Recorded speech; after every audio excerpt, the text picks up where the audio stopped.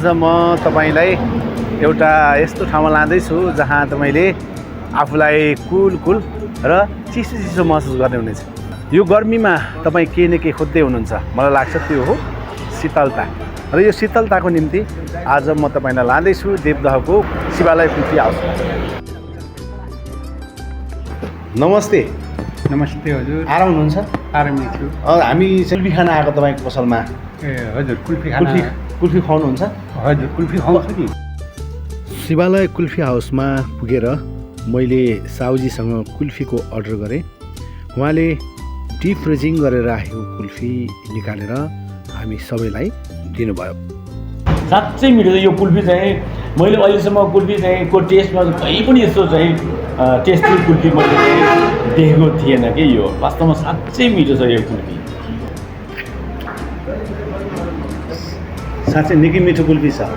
तपाईहरुलाई आज हामीले देवदहमा रहेको शिवालय कुल्फी हाउसमा ल्याएका छौँ।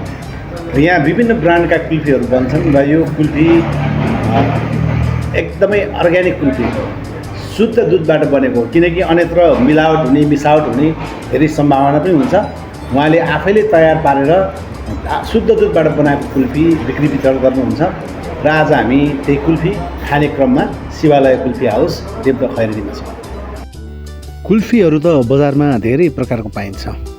विभिन्न ढङ्गले निर्माण गरिएका कुल्फीहरूको गुणस्तरको कुरा के हो भन्ने मुख्य कुरा हो।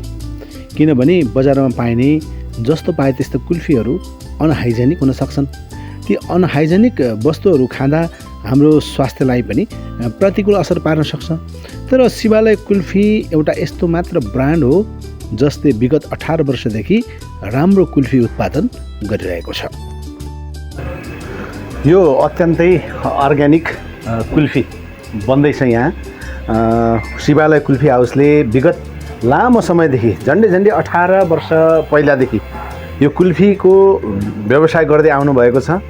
यो कुल्फीमा खास गरेर स्थानीय रूपमै उत्पादन भएका दुधहरू र दुधजन्य पदार्थहरूको प्रयोग हुन्छ र जसका कारणले यो हाइजेनिक छ भनेर भन्न सकिन्छ।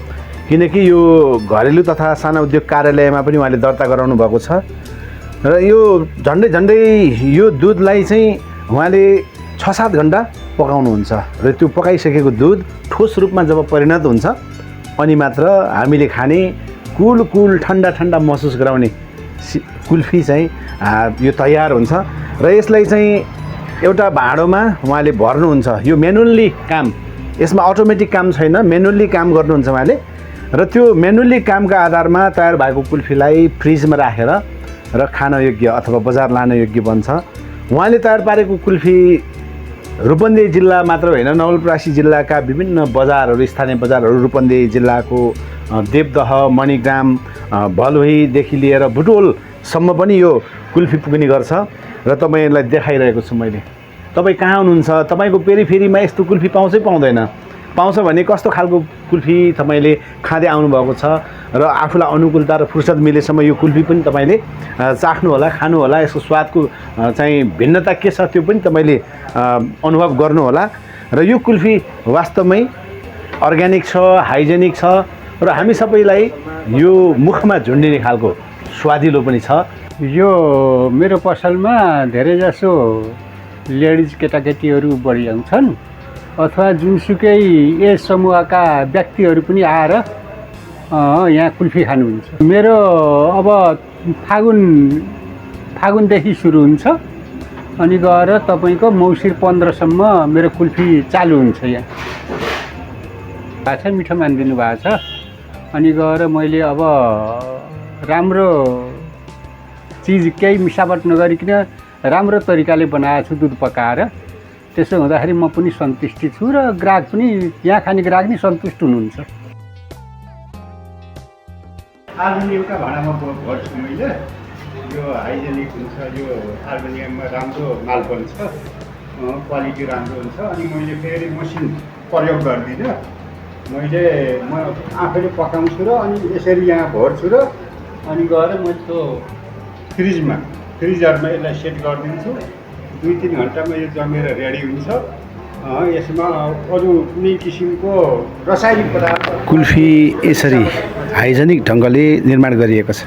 तपाईँले देख्नुभयो नि कुल्फीको निर्माण प्रक्रिया कसरी चलेको छ, यसमा स्वास्थ्यतालाई कसरी ध्यान दिएको छ कस्टमरको अथवा ग्राहकको। उहाँले यो ढङ्गले म्यानुअल ढङ्गले यो कुल्फीलाई तयार पारेर आम सर्वसाधारणलाई, आम उपभोक्ताहरूलाई उपलब्ध गराइराख्नु भएको छ। यो गर्मी समयमा चिसोपनको महसुस गर्न चाहनुहुन्छ, चिसोपनको खोजी गर्न चाहनुहुन्छ भने अब तपाईँले दायाँ बायाँ मन घुमाउनै पर्दैन।